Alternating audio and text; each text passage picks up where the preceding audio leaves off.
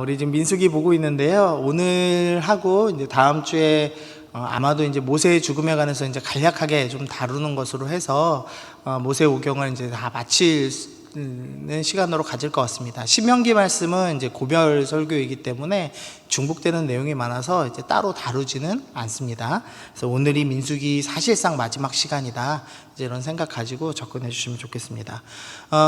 우리가 지난주에 이제 21장까지 다뤘는데요. 그리고 오늘은 22장부터 25장에 있는 사건들을 주로 해서 다룹니다. 그래서 범위가 좀 길지만 우리 차분히 잘 따라오시면 나중에 성경 읽을 때 민수기 어려워하고 그냥 넘어가지 않을 수 있을 거예요. 그래서 차분히 좀 잘 따라오시면 좋겠습니다. 우리가 계속해서 지금 민수기에 있는 반역들 살펴보고 있죠. 총 8개의 반역들 중에서 지금 다 살펴보고 우리 6번에 있는 이제 무리바에서 물 불평한 사건, 그것은 이제 모세의 죽음과 연관이 되어 있기 때문에 나중에 간략하게 언급하고요. 오늘은 8번에 있는 시딤에서 음행을 행한 사건을 좀 살펴보려고 합니다. 그것 전에 이제 또 22장부터 나오는 말씀들을 좀 살펴보겠습니다. 민수기 22장 1절 보니까요, 이스라엘 자손이 또 길을 떠나 모압 평지에 진을 쳤으니 요단 건너편 곧 여리고 맞은편이더라. 이스라엘이 지금 출애굽을 시작했습니다. 홍해를 가르고 시내산까지의 여정을 갔죠. 그리고 시내산으로부터 가데스 바네아, 그러니까 이 팔레스타인 남부 쪽으로 이제 점령에 들어갈 수 있는 그 길목인 가데스 바네아에 섰습니다. 근데 거기서 정탐꾼을 보냈는데 정탐꾼들이 우리는 메뚜기여서 점령할 수 없다라고 믿음 없는 이야기를 하였죠. 그래서 그 벌 때문에 가데스 바네아 근처에 있던 그 광야, 신광야를 계속해서 뺑글뺑글 돌았습니다. 그래서 40년이 지나고 나서 하나님께서 쉬운 길이 아니라 이제는 아라바 계곡에 있는 좀 험한 길로 인도하셨습니다. 그래서 이 마지막 길을 좀 아라바 그 계곡길을 쭉 따라서 이제는 여리고성 옆에 요단강 바로 옆쪽에 있는 시딤이라는 곳에 이제 드디어 도착했습니다. 이제 이곳에서 요단강을 건너면 하나님께서 아브라함에게 약속하셨던 그 약속의 땅을 드디어 점령하는 그 첫 출발을 시작하는 시점이 된 겁니다. 그러니까 이제 이스라엘 사람들이 얼마나 마음이 즐거웠을지 좀 상상해 보시면 좋겠어요. 40년간을 방황했는데 드디어 이제 그 사명을 이룰 수 있는 약속의 땅 바로 앞에 지금 도착을 해 있는 상황입니다. 그 모습을 보고 십볼의 아들 발락, 이 사람은 모압 왕입니다. 오늘 인물 이름이 좀 어렵습니다. 발락이 있고 발람이 있습니다. 기억하고 미음 차이입니다. 발락은 모압 왕이고요, 발람은 주술사입니다. 그래서 조금 헷갈리실 거예요. 근데 여기 발락은 지금 모압 왕입니다.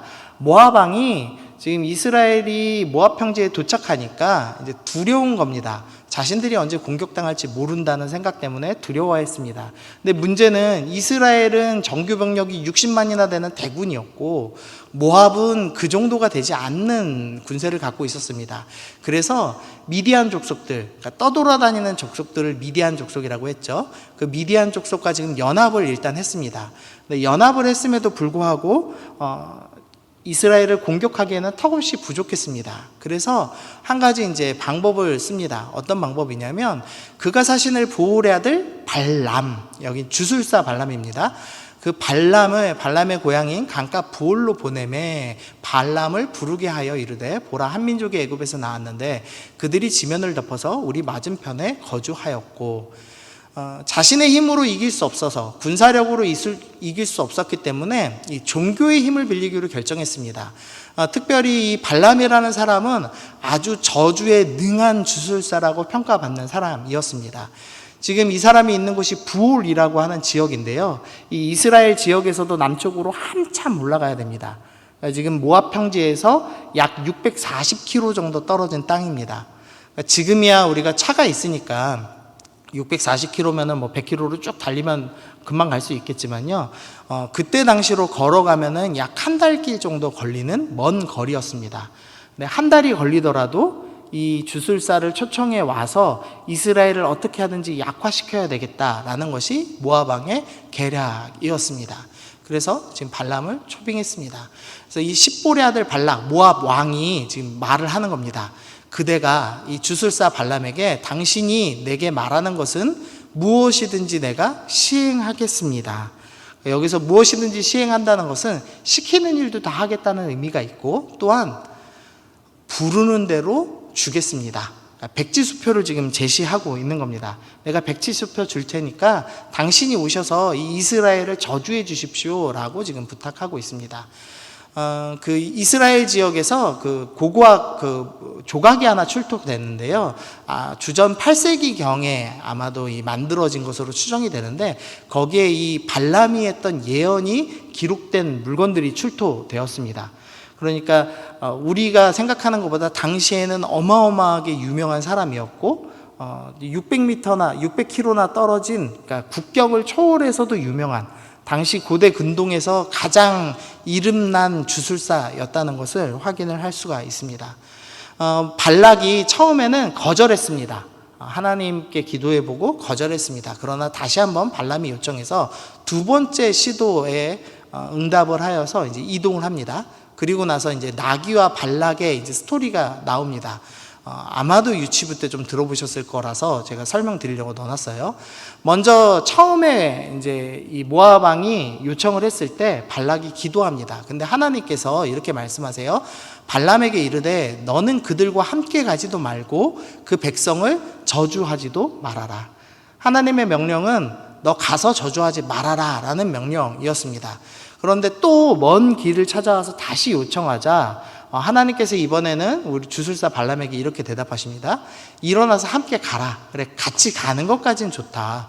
그러나 내가 내게 이르는 말, 즉 하나님이 이 주술사 발락에게 하는 말만 그대로 전하여라 라는 명령을 내리셨습니다. 시키는 대로만 말해라, 이렇게 말씀을 한 거죠. 그래서 이제 출발을 합니다. 근데 여기서 이제 한 가지 의문은, 이 발람이라는 사람이 정말 하나님의 선지자인가에 대해서 조금 의문이 들어요. 민수기 23장에 보니까 이 발람이 모압 왕 발락에게 말하는데, 나를 위하여 여기 7제단을 쌓아 주십시오 라고 부탁을 합니다. 그러니까 지금 이스라엘을 저주할 것인데 7개의 제단을 만들어 주십시오 라고 부탁을 했습니다. 만약에 하나님 한 분만을 섬기는 선지자였다면 아마 제단 하나만 쌓았을 것입니다. 그리고 하나님의 선지자라면 이방인한테 제단을 쌓아달라고 요청하지 않았을 겁니다. 아마 자기가 직접 했을 겁니다. 이것으로 볼 때 이 발람이라는 사람은 적어도 7신 이상을 섬기는, 그러니까 여러 신을 섬기는 다신교적인 주술사가 아니었을까 추측이 됩니다. 그러니까 하나님께서 지금 다신교, 그러니까 여러 신을 믿는 주술사에게 지금 말씀하시는 이상한 장면이 있는 거죠. 모압 왕이 주술을 통해서 이스라엘을 제압하려고 하니까 하나님께서 그 모압 왕에게 그것이 얼마나 어리석고 실패되는 일인지 보여주시기 위해서 지금 다신교를 믿는 이 주술사 발람에게 임하셔서 말씀하시는 것을 볼 수가 있습니다. 그러니까 발람은 하나님의 선지자가 아니라 이방 신을 섬기는 주술사라고 생각하시면 딱 맞을 것 같습니다. 이제 두 번째 이제 요청을 받고 드디어 출발합니다. 그래서 발람이 아침에 일어나서 자기 나귀의 안장을 지우고 모압 고관들과 함께 가니 그가 감으로 말미암아 하나님이 진노하심으로, 분명히 두 번째 답변에서 하나님께서 가도 좋다라고 말씀하셨거든요. 근데 지금 21절에서는 하나님께서 진노하셨다고 다시 표현하고 있어요. 가라고 하시고 왜 진노하시는가, 이게 조금 헷갈립니다. 근데 아마도 하나님께서 단서를 하나 붙이셨는데 내가 시키는 말만 해라 라고 말씀하셨죠. 근데 아마 발람이 시키는 말만 하고 싶지 않고 이스라엘을 저주하려는 마음을 좀 품었던 것 같습니다. 그래서 하나님께서 그렇게 하면은 너 큰일 난다 라는 것을 보여주기 위해서 지금 이 나귀 사건을 통해서 너 내 말 그대로 해야 돼 라는 거를 이 이방인에게 가르쳐 주기 위해서 지금 이런 좀 사건을 꾸미신 것 같습니다. 어쨌든 발람은 하나님 말씀대로 이동하였고 하나님께서는 이 이동한 발람을 죽이시지 않습니다. 다만 사건만 하나 보여주시는 거죠. 사건은 뭐냐면 여호와의 사자가, 천사가 이 발람 앞을 막아 섰습니다. 그러자 나귀가 이 천사를 받습니다. 여호와의 사자를 받습니다. 지금 여호와의 사자는 만약에 지나가면 이 주술사 발람을 죽일 생각입니다. 그래서 칼을 빼들고 있습니다. 그래서 칼을 빼어 손에 들고 길에 선 것을 봤습니다. 그래서 길에서 벗어나서 밭으로 들어가기 시작했습니다.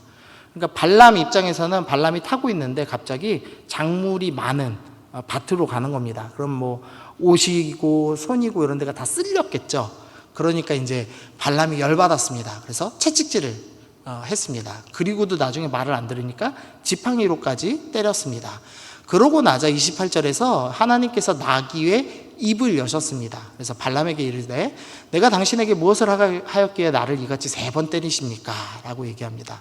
지금 나귀가 말을 하는 아주 이상한 상황이죠. 성경에서는 동물이 말을 하는 상황은 딱 2번밖에 없습니다. 이제 아담과 하와의 이야기에서 뱀이 이야기한 사건이 있고요. 그 다음에 오늘 본문에서 나귀가 이야기한 사건이 지금 있는 겁니다. 근데 이 발람이 놀라지를 않습니다. 아마도 주수라는 사람이었기 때문에 뭐 이런 이상한 경험이 많았던 것 같습니다. 그래서 쭉 나귀랑 대화를 하면서 나귀가 30절에서 나는 당신 주술사 발람 당신이 오늘 당신의 일생 동안 탄 나귀가 아닙니까? 내가 언제 당신에게 이같이 버릇없이 가라는 길 안 가고 딴 길로 간 적이 있습니까? 이러면서 나귀가 오히려 책망하는 장면이 나옵니다. 그리고 나서 이제 여호와의 사자가 이제 드디어 발람의 눈에 보이기 시작을 합니다. 그래서 발람이 딱 봤는데 천사가 칼을 들고 있는 거죠. 그래서 머리 숙이고 엎드렸습니다. 34절에서 발람이 여호와의 사자에게 말하되 내가 범죄하였나이다. 당신이 나를 막으려고 길에 서신 줄 내가 알지 못하였나이다. 당신이 이를 기뻐하지 아니하시면, 지금 모압 왕에게 가는 것을 기뻐하지 아니하시면 나는 지금 집으로 돌아가겠습니다 라고 이야기를 하죠. 그러자 여호와의 사자가 다시 한번 내가 내게 이르는 말만 해라. 이 말씀을 근거로 아마도 발람은 저주를 하려고 했던 게 아닌가라고 추측을 하는 겁니다. 근데 사자가 너 마음 먹은 대로 저주하면 진짜 죽는다. 지금 이제 이렇게 경고를 한 거죠. 그래서 이 경고의 말씀을 듣고 이제 모압 왕에게 갔습니다. 이 말씀 통해서 알 수 있는 것은요, 이제 나귀는 근동에서 가장 어리석은 짐승이라고 보통 이제 취급받았습니다. 근데 지금 가장 어리석은 나귀는 하나님의 사자를 보고 영적으로 위대한 사람, 그러니까 그 고대 근동 당시에 뭐 신문이 있는 것도 인터넷이 있는 것도 아님에도 불구하고 국경을 초월해서 600km 이상 되는 먼 곳까지 주술력을 인정받은 이 주술사는 정작 나귀만도 못하여서 하나님의 천사를 보지 못하고 있는 것을 볼 수가 있습니다. 그러니까 나귀보다 눈이 어두운 지금 주술사의 모습을 볼 수가 있는 거죠.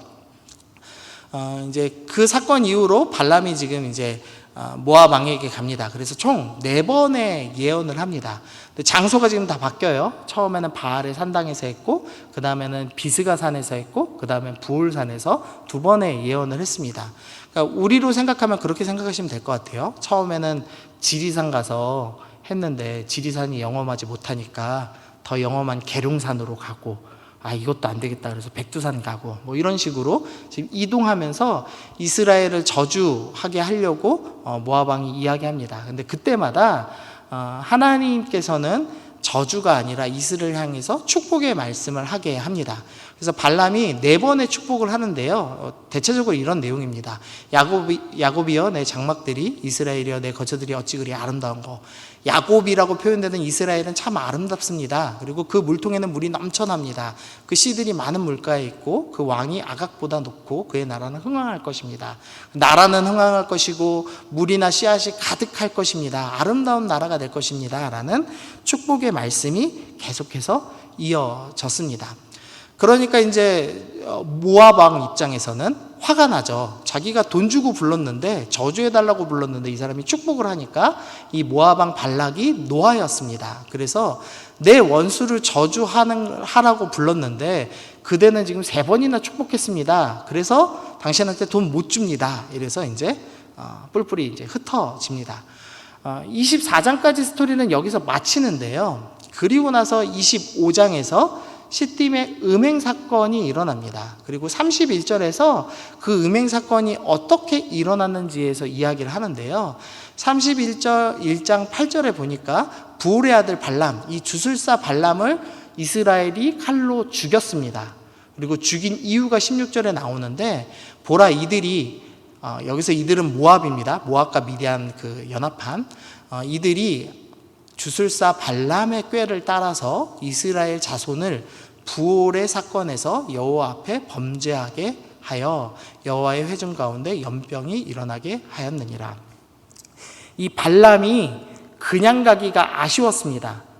근데 하나님이라는 이 신은 자기가 믿는 신보다 훨씬 센 사람이어서 보이지도 않는 여호와의 사자가 칼 들고 자기 근처에 있으니까 시키는 말만 하라고 해서 할 수 없이 지금 시키는 말만 한 겁니다. 그런데 백지수표 제시했는데 그거 안 받고 가기가 좀 억울하잖아요.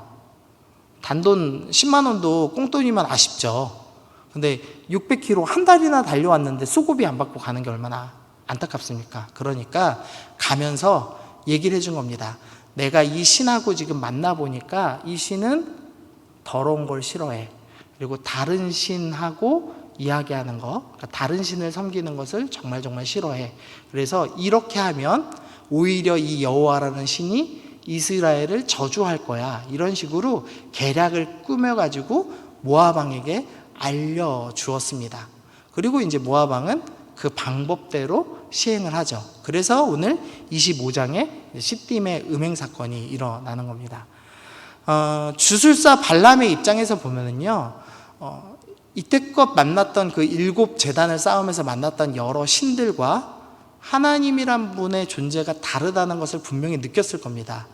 이 신이 얼마나 강한지, 그리고 이 신은 자기의 백성을 얼마나 사랑하는지. 그래서 저주하려고 하는 이 모압 왕의 간절함을 뛰어넘어서 당시 근동에서는 왕이라는 존재는 신과 소통할 만큼의 무언가 있는 사람이라고 여겨졌죠. 우리나라에서도 보통 왕이 부덕하면 가뭄이 일어나죠. 그런 식으로 왕은 뭔가 중요한 직책에 있는 사람, 뭔가 대단한 사람이라고 취급을 받는데, 그 왕의 간절함을 뛰어넘을 만큼 이 신은 강력하고, 또 이 신이 백성을 향한 사랑이 간절하다는 것을 확인할 수가 있었습니다.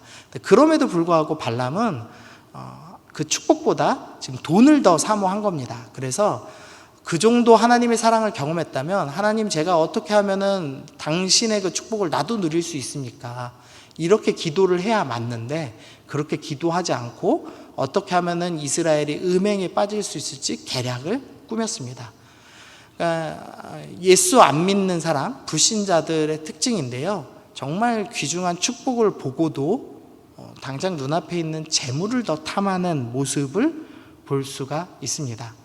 만약에 이제 우리가 예수 믿는데 하나님께서 주실 축복보다 재물을 더 사랑하고 재물을 쫓아 사는 마음이 있다면 여러분들 가운데 조금 심각한 거죠. 그것은 주술사 발람과 같은 마음인 겁니다. 이방인들, 여러 신을 섬기는 자들과 똑같은 마음이구나. 내가 지금 정말 심각한 저주받을 마음을 갖고 있구나. 이런 좀 생각을 해야겠습니다. 어쨌든 이 본문의 핵심 내용은요, 하나님께서는 지금 보이지 않는 적들의 공격, 특별히 영적인 공격까지도 다 막으시고 하나님의 백성을 보호하시고 하나님의 백성을 사랑하시고 축복하고 계시다는 사실을 22장에서부터 24장에서 지금 설명을 해주고 있습니다. 그러면서 이제 이 시딤 음행에 있는 그 배경, 발람이라는 주술사에 대한 이야기들을 간략하게 지금 언급을 한 겁니다. 그리고 나서 이제 시딤 음행 사건을 보죠. 이스라엘이 시딤에 머물러 있더니 그 백성이 모압 여자들과 음행을 했습니다. 음행했다라는 말은 성관계했다라는 말이죠. 성관계를 시작했습니다. 그러면서 그들의 신에게 절하였습니다. 그러면서 3절에서 이스라엘이 바알 부올에 가담하였다라는 표현을 합니다. 이 바알 부올이라는 게 어떤 뜻이냐면요, 바알은 주인이라는 의미를 갖고 있습니다. 우리가 쓰는 용어로 따지면은 주님이라는 단어라고 생각하시면 돼요. 그러니까 이 가나안 지역에 여러 신들이 있었습니다. 근데 그 여러 신들을 하나같이 주님이라는 의미로 바알이라고 보통 불렀습니다. 그래서 이 나중에 이제 아하방과 이세벨이 섬겼던 바알은 그리스 신화에 나오는 헤라클레스가 그때 당시 바알이었고요. 지금 나오는 바알은 아마도 또 다른 신이었을 거라고 생각이 됩니다. 그리고 이것에 영향을 받은 이스라엘 사람들이 혼합 종교가 되면서 하나님을 바알로 부르는 고고학적 물건들이 이렇게 출토가 됩니다. 그러니까 바알이라는 단어가 주님을 부르는 거구나 그렇게 생각하시면 돼요. 그래서 바알 보올이다라고 하면은 부올의 주님, 그러니까 부올의 주인, 부올에서 섬기는 바알입니다. 거기에 지금 가담하였습니다. 우리가 이제 바알 신앙은 잘 알고 계시죠. 어려서 우리가 주일학교 하면서부터 바알 신에 대해서 많이 들으셨을 겁니다. 지금 이스라엘 역사에서는 지금 이스라엘 백성이 처음으로 바알 신앙과 접하는 순간입니다. 근데 이 바알 신앙은 그전에도 여러 번 설명드렸지만 이 바알이라는 남신이 있습니다. 남자신이 있습니다. 그리고 이 신은 구름의 신이고 천둥의 신입니다. 그러니까 즉 하늘 위에 있는 신입니다. 근데 이 신이 땅에 있는 여신을 보고 흥분하여서 정액을 내리면 그 정액이 비라고 여깁니다. 가나안 사람들은 비를 내리면 그 땅의 여신이 그 바알의 정액을 받고 그것을 식물로 싹을 틔워서 풍요로워진다. 이것이 이제 바알 신앙의 근본입니다. 다시요. 바알과 이 하늘의 신과 땅의 신이 서로 성관계를 해서 풍요를 만들어낸다. 이것이 이제 기본적인 신앙입니다. 그래서 바알 신을 섬길 때는 반드시 음행을 동반합니다. 성관계를 동반합니다. 성관계를 하면서 바알 신이 그것을 보고 흥분하게 만들어서 비를 내리게 한다라는 것이 기본적인 신앙이었습니다. 처음 이스라엘이 이걸 접하자마자 바로 빠졌습니다. 그래서 섬기기 시작한 거죠.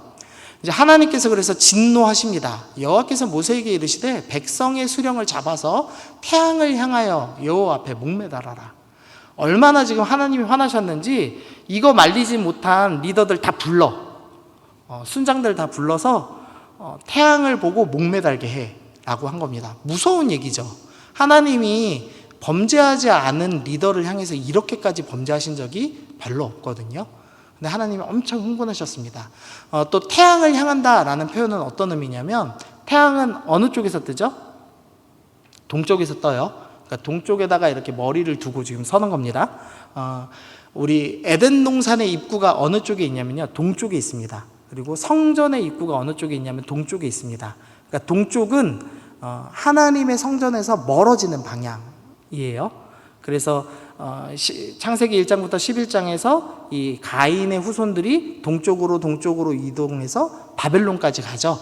그 설명이 지역적으로 동쪽으로 갔다는 설명도 있지만 하나님께 멀어져 간다는 의미가 있다고 말씀드렸어요. 그러니까 지금 이 하나님께서 이 수령들을 죽이면서 야, 나는 너무 화나서 너네 얼굴도 안 볼 거야. 얼굴 안 본 채로 그냥 죽여라. 이렇게 하실 만큼 지금 화나셨습니다. 또한 5절 보니까 모세가 이스라엘의 재판관들에게 이르되 너희는 각각 바알보올에 가담한 사람들을 죽여라. 가담한 사람도 다 죽이고 리더도 다 죽여라. 이렇게까지 명령하셨습니다. 물론 이 일은 실제로는 일어나지 않았습니다. 이제 그 전에 비느하스가 어떤 행동을 했기 때문에 그런 일은 일어나지 않았는데 어쨌든 이만큼 화가 나셨습니다. 하나님이 왜 이렇게 화나셨는지를 좀 살펴봐야 되는데요. 신명기 우리 7장 말씀 보니까 또 그들이 혼인하지도 말지니 그가 내 아들을 유혹하여 그가 여호와를 떠나고 다른 신들을 섬기게 하므로 여호와께서 너희에게 진노하사 갑자기 너희를 멸하실 것임이라. 하나님께서 여러 차례 광야에서 말씀하셨습니다. 너희는 가나안 사람들과 혼인하지 말아라. 왜 혼인하지 말아야 되냐면 그들이 유혹하여서 다른 신을 섬기게 할 것이다 라고 이야기하였습니다. 우리 레위기 말씀 기억하실지 모르겠어요. 레위기에서 우리가 음식 규례 11장 말씀을 배우면서 돼지가 굽이 갈라져서 쪽발이지만 새김질함으로 먹지 못하고 물에 사는 것은 지느러미와 비늘이 다 있어야지만 먹을 수 있고 날개가 있는 하늘에서 사는 동물들은 날아다녀야 되지 기어다니면 부정한 것이어서 먹지 못하고 이런 설명 드렸죠.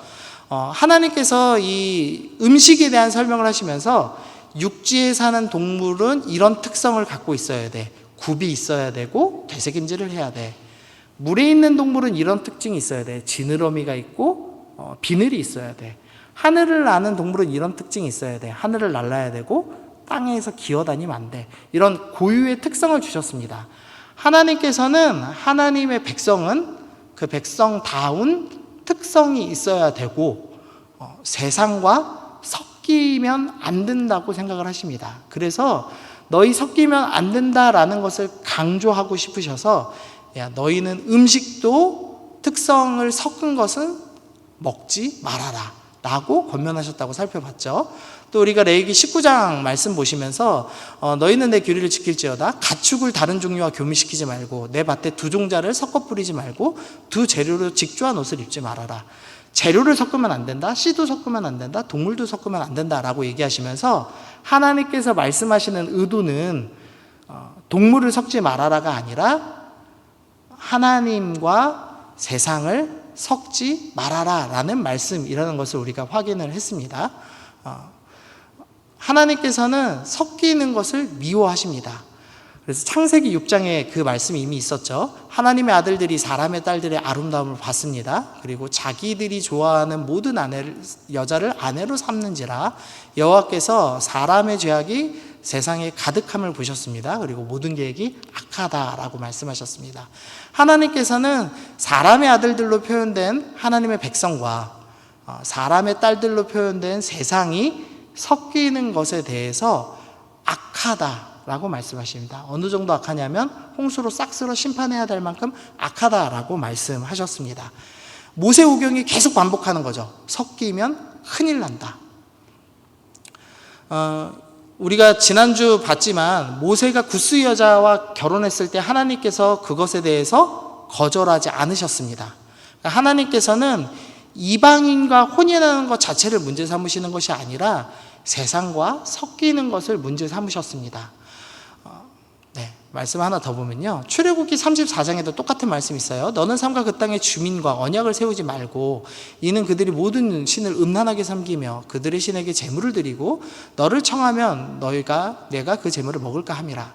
지금 이 출애굽기 34장은요. 금송아지 이후에 주어지는 말씀입니다.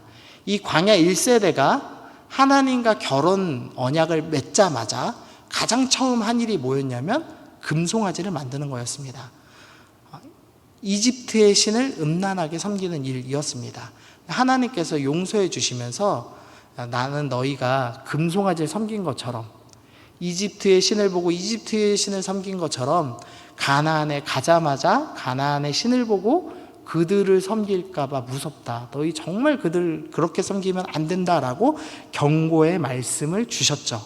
그런데 그 경고의 말씀 잠깐 참아보지도 않고 바알을 보자마자 마치 바알이 자기가 애틋하게 사랑했던 연인인 것처럼 바로 연합했다라고 표현을 하거든요. 원어의 의미는 연합한 것을 볼 수가 있습니다. 그래서 하나님께서 엄청나게 화가 나셨죠.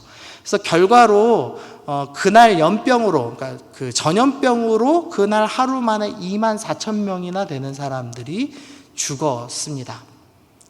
이렇게 정리를 해볼 수가 있어요. 사명을 잊고 세상과 섞인 자는 하나님의 백성으로 살 수가 없다라는 결론을 볼 수가 있습니다. 오늘 25장까지 배웠는데요.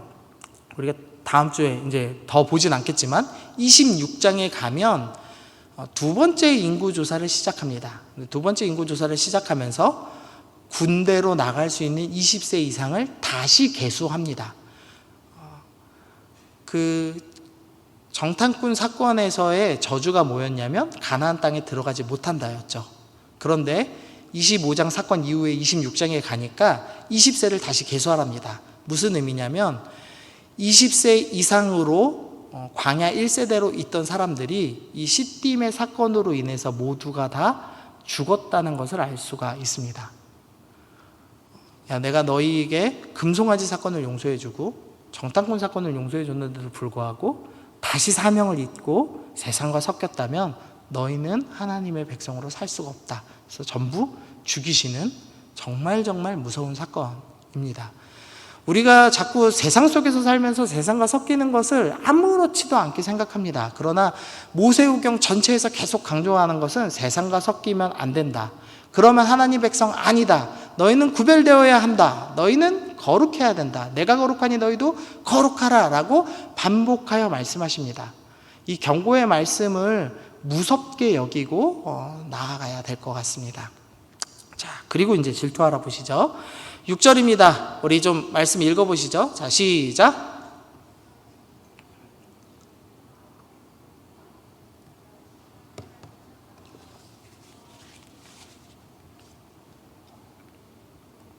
그의 형제에게로 온지라. 지금 이스라엘 온 회중이 웁니다. 아까 4절과 5절에서 하나님께서 리더들 다 죽이고 가담한 사람 다 죽여라 라고 명령하셨기 때문에 그 명령이 너무 무서운 명령이어서 지금 백성들이 울고 있었습니다. 그런데 지금 한 사람이 모세와 온 회중의 눈 앞에서 미디안 한 여인을 데리고 옵니다. 자기의 장막으로 지금 끌고 오고 있어요. 그럼 이런 이제 의문을 품어야 됩니다. 오는 길에 왜 제지 안 당하고 그냥 올 수 있었을까? 이 이스라엘이 지금 200만 명이나 되는 사람들이 모두 텐트를 치고 있습니다. 그러니까 텐트가 적어도 2시간은 걸어야 맨 끝에서 중앙에 있는 이 회막 성막까지 걸어올 수가 있습니다. 여기 지금 나온 이 한 사람은 시므온 지파의 지도자였거든요. 이 시므온 지파 지도자가 저 맨 끝 진영에서부터 회막 안까지 걸어오는데 시간이 꽤 걸렸을 겁니다. 그런데 오는 길에 아무도 제지하지 않은 겁니다. 제지하지 않은 이유를 좀 추측해 볼 수 있어요. 이 사람의 이름은 시므리인데 시므온인 조상의 가문 중 한 지도자, 그러니까 시므온 지파의 지도자였습니다. 즉 군사 리더였습니다. 시므온 지파가 한 5만 명 정도 되는 군세를 갖고 있었는데 거기에 리더인 겁니다. 그러니까 함부로 죽이기가 무서운 거죠. 오늘 찬혜 형제 지금 휴가 나왔는데요. 찬혜 형제 보고 저 음행을 저지르는 저 투스타를 죽여라 이렇게 명하면 인사도 못 할 거예요. 근처도 못 갈 거예요. 맞죠? 불가능한 일이죠. 지금으로 따져도. 근데 그때 당시에 그 야만의 시대에 군권을 가진 사람을 죽이고 제지한다는 것은 뭐 어려운 일이었겠죠. 거기다가 그 여인이 한 명 등장하는데 그 미디안 여인이 고스바라는 이름을 갖고 있는데 미디안 백성의 한 조상 가문의 수령, 그러니까 그 아버지가 미디안의 수령이었다, 미디안의 지도자였다고 하는 겁니다. 그러니까 지금 정치적인 메시지가 좀 담겨 있다는 걸 볼 수가 있죠. 시므온 지파의 군권을 가진 사람이 미디안 지파의 지도자의 딸과 같이 지금 간다는 것은 두 지파가 연합하려고 하는 의도가 있다는 것을 볼 수가 있습니다. 이 고라 자손이 그 모세를 향해서 반역을 했죠. 근데 그때 르우벤 지파의 리더 250명이 같이 있었습니다. 근데 이 고라 자손하고 같은 방향에서 진을 치고 살았던 지파가 르우벤 그 시므온 지파였습니다. 그러니까 그 세 지파와 이 고라 자손, 이 고앗 자손들이 이 반역에 대한 마음, 하나님을 거절하는 그 악한 마음들이 계속 싹터 있었던 것 같습니다. 그런데 이 고라 자손의 사건으로 자신들과 연합했던 이 르우벤 지파의 리더들이 죽은 것을 본 겁니다. 그리고 시므온 지파 리더가 마음에 품고 있다가 이제는 나도 뭔가를 좀 해야 되겠다 생각한 것 같습니다. 그래서 기회가 찾아오자 이 미디안의 지도자의 딸을 데리고 연합했다는 것을 공식적으로 보여주는 거죠. 그냥 단순히 음행하려고 했다면 모압 땅에서 음행하고 왔으면 됩니다. 그러면 자기 지도자로서의 품위를 지킬 수가 있었고, 그리고 아마도 모압 땅에는 성관계할 수 있는 좋은 시설들이 많이 있었을 거예요. 근데 이스라엘은 천막치고 사는 사람들이니까 그런 즐길 거리가 전혀 없죠. 근데 굳이 그 여인을 데리고 왔다는 것은 분명히 정치적인 의도가 있었던 겁니다.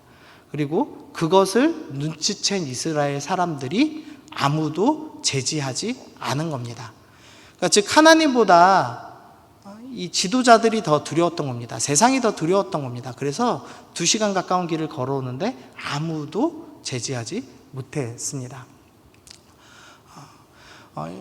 7절입니다. 비느하스가 봤습니다. 이 아론의 손자예요. 제사장입니다. 비느하스가 이 시므리가, 시므온 지파의 리더가 여자를 막사에 데리고 들어가는 걸 봤습니다. 그래서 회중 가운데 일어났습니다. 손에 창을 들었습니다. 그리고 그 이스라엘 남자를 따라 그의 막사에 들어가 이스라엘 남자와 그 여자의 배를 꿰뚫어서 두 사람을 죽이니 연병이 이스라엘 자손에게서 그쳤더라. 제사장 아론의 손자 엘르아살의 아들 비느하스가 내 질투심으로 질투하여 이스라엘 자손 중에서 내 노를 돌이켜서 내 질투심으로 그들을 소멸하지 않게 하였도다. 제사장 비느하스가 그 시므리를 쫓아갔습니다. 그래서 여자와 그 시므리를 창으로 꿰뚫어 죽였습니다. 그러니까 이 지금 뒤에 있을 일들, 시므온 지파가 반란을 일으켜서 자신들이 죽을지도 모르고 미디안 족속이 급습할지도 모르는 상황이 일어날 수도 있었습니다. 그러니까 정치적으로 얼마든지 위협적인 상황들이 펼쳐질 수도 있었지만 그게 두려운 것이 아니라 하나님을 더 두려워했습니다. 그래서 창을 들고 즉시로 그들을 죽였습니다. 하나님께서 사람을 죽였는데 그것에 대해서 어떻게 평가하시냐면 내 질투심으로 질투하였다라는 평가를 합니다. 번역이 좀 이상해요. 여기서의 질투는 너무 사랑한 나머지 하는 어떤 행동들, 그러니까 정말 열정적인 사랑, 그런 걸 표현하는 단어입니다. 그래서 보통은 열심으로 번역되는 단어예요. 그래서 하나님을 향한 열심이 너무나 커서 지금 이 악한 자들을 죽였다. 그래서 죄가 더 퍼지지 않게 하였다라고 하나님께서 평가를 하고 계시는 겁니다. 지금 이 비느하스의 행동이 지금 뭔가 비교되고 있는 거죠. 하나님을 향한 열심, 그리고 그 세상을 두려워하여서 아무도 재지 못한 그 죄가 퍼지고 시므온 지파의 리더가 이방인들과 음행하고 연합하는 것을 두고 보고 있는 사람들과 지금 비교되고 있는 모습이 보이고 있습니다. 우리가 하나님의 백성이라면 하나님을 향한 사랑, 하나님을 향한 열심이 있어서 죄가 퍼지는 것을 두고 보고 있으면 안 됩니다. 근데 우리는 평화 때문에, 정치적인 이유 때문에 뭔가 좀 어색할까봐 뭔가 여러 가지 핑계를 대면서 하나님을 향한 사랑보다 세상을 더 두려워하는 모습을 보게 됩니다. 그런데 그것은 분명히 죄라고 하나님께서 말씀을 하시죠. 12절입니다. 그러므로 말하라. 내가 그에게 내 평화의 언약을 주리니. 비느하스에게 하나님께서 이 일을 칭찬하시면서 평화의 언약을 주십니다. 그와 그의 후손에게 영원한 제사장의 직분을 주시기로 약속을 하셨습니다. 이제부터는 비느하스의 자손이 영원히 제사장을 하게 된다라는 놀라운 은혜와 축복을 주셨던 것을 볼 수가 있습니다. 자, 그림으로 좀 보면요. 지금 이 시므리가 여자를 데리고 쭉 왔습니다. 근데 그 죄를 제지한 사람이 아무도 없었습니다. 그러자 그 뒤에 뭐가 퍼졌냐면 연병이 돌기 시작했습니다. 죄가 퍼짐에도 불구하고 하나님의 백성과 사람의 백성이 섞임에도 불구하고 그것을 멀뚱멀뚱 눈 뜨고 쳐다본 그 사람들은 너희는 하나님 백성 아니다. 그래서 진노당하고 있습니다. 그런데 비느하스가 이 둘을 막아서고 죄가 퍼지지 않도록 창을 던져 죽였습니다. 하나님의 열심으로, 하나님을 향한 사랑으로 막아섰습니다. 그러자 진노가 그치는 것을 볼 수가 있습니다. 그것을 이렇게 그림으로 이렇게 좀 표현한 거죠. 이런 비슷한 장면이요, 16장의 고라 반역 사건에도 동일하게 등장합니다. 고라 반역 이후로 하나님께서 또 진노하셨습니다. 그래서 다시 연병이 시작돼요. 그때도. 근데 47절 보니까 아론이 모세의 명령을 따라서 향로를 가지고 회중에게로 달려간 즉 백성 중에 연병이 시작되었는지라 이에 백성을 위하여 속죄하고 죽은 자와 산자 사이에 섰을 때 연병이 그치니라. 지금 동일한 장면이 나오는 거죠. 하나님의 진노가 연병으로 표현되고 있는데 지금 비느하스와 아론이라는 제사장들이 막아섰습니다. 그러자 하나님의 진노가 그치는 것을 볼 수가 있습니다. 제사장은 어떤 역할을 하는 사람이냐? 하나님과 진노당에 마땅한 죄인 사이에 가로막고 서서 하나님의 진노를 막는 사람들이죠. 근데 아론은 어떻게 막았냐면 향로를 들고 막았습니다. 그리고 비느하스는 하나님을 향한 사랑, 그 열심을 가지고 죄가 퍼지지 않도록 막아냈습니다. 그러니까 이 비누아스의 열심을 저는 좀 말씀이라고 생각해 봤거든요. 그리스도인이 가지고 있는 유일한 무기가 말씀이죠. 이 말씀을 들고 죄가 퍼지지 않도록 막아선 거죠. 향로는 요한계시록에 분명히 설명합니다. 또 다른 천사가 와서 제단 곁에 서서 금향로를 가지고 많은 향을 받았으니 이는 모든 성도의 기도다. 향로는 하나님께서 기도라고 이미 명확한 답을 주셨습니다. 그러니까 지금 아론은 대제사장이라는 직분을 가지고 서 있습니다. 그러면서 기도합니다. 근데 이 향로의 역할이 뭐였죠? 악취가 나는 그 죄악을 향으로 가리는 역할이었죠. 그러니까 기도를 통해서 하나님 이 백성을 불쌍히 여겨주십시오. 이들의 죄를 긍휼히 여겨주십시오. 라고 그 죄를 가리는 일을 하고 있고, 비느하스는 하나님을 향한 사랑과 열심을 가지고 죄가 퍼지지 않도록 막는 역할을 하고 있는 겁니다. 그래서 이렇게 좀 정리해 볼 수 있겠어요. 제사장은 하나님과 진노받을 백성 사이에 서서 그들의 죄를 기도로 가리고 죄가 퍼지지 않게 싸우는 열심을 행하는 사람이다. 제사장은 백성을 위해 기도하는 사람입니다. 또한 죄가 퍼지지 않도록 하나님을 사랑하는 마음으로 죄와 싸우는 사람들이라고 정의를 내릴 수가 있겠습니다. 이 그림이 성경 역사에서 다시 반복돼요. 대제사장 예수님을 통해서 반복됩니다. 히브리서는 분명히 예수님을 대제사장이라고 언급하십니다. 그러면서 하나님과 사람 사이에 서 계시다고 얘기합니다. 예수님께서는 지금 우리를 위해서 기도하고 계세요. 중보하고 계시죠. 그리고 예수님께서는 말씀을 통해 우리를 가르치심으로써 죄가 더 이상 퍼지지 않게 막는 일을 우리 가운데 해주고 계십니다. 제사장이신 예수님께서 그런 일을 행하시면서 우리를 지금 지켜 보호하고 계시는 거죠. 마지막입니다. 그래서 우리는 어떤 존재냐? 우리는 신약에서 택하신 족속의 왕 같은 제사장이라고 표현합니다. 우리가 지난주에 살펴봤지만 지난주에 말씀에서 옷깃에 술을 달아라 라고 말씀했죠. 그리고 그 술은 제사장의 옷에 입히는 색깔이었고 또 왕의 옷에 입히는 색깔이어서 너희는 제사장과 같은 존귀한 사람이다 라는 것을 항상 기억할 수 있도록 옷에다 뭔가를 달아주셨죠. 하나님께서 또 이스라엘 백성에 대해서 사명을 주셨는데 너희는 제사장 나라다 라고 말씀하셨습니다. 그리고 신약에서도 계속 너희는 왕 같은 제사장이다 라고 말씀하십니다. 예수님께서 본을 보이셨듯이 그리고 아론과 비느하스가 본을 보이듯이 우리가 이 땅에서 해야 될 사명이 있는데 하나님의 진노를 막아서는 것입니다. 하나님의 진노받아 마땅한 이 죄인들 그들 앞에 서서 그들을 위해서 기도하고 그들에게 죄가 퍼지지 아니하도록 막아내는 것이 우리가 해야 될 사명입니다.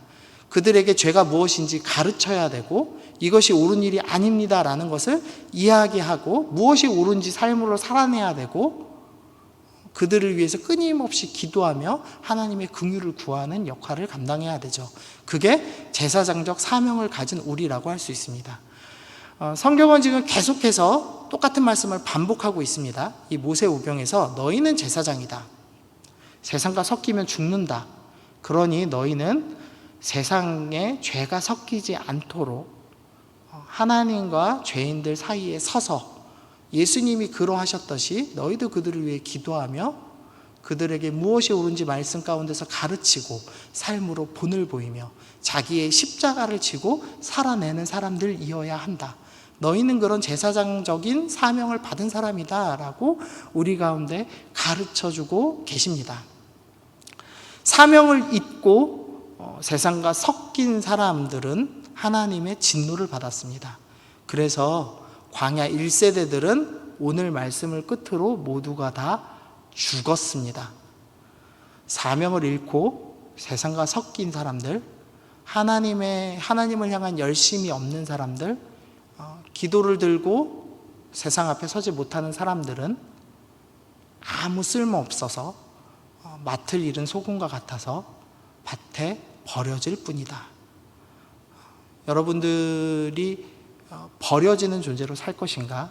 아니면 하나님 주신 사명 기억하며 나는 기도하며 말씀을 들고 하나님의 진노와 그 앞에 서서 이 백성들을 긍휼히 여기고 하나님의 사랑을 실천하는 사람인가?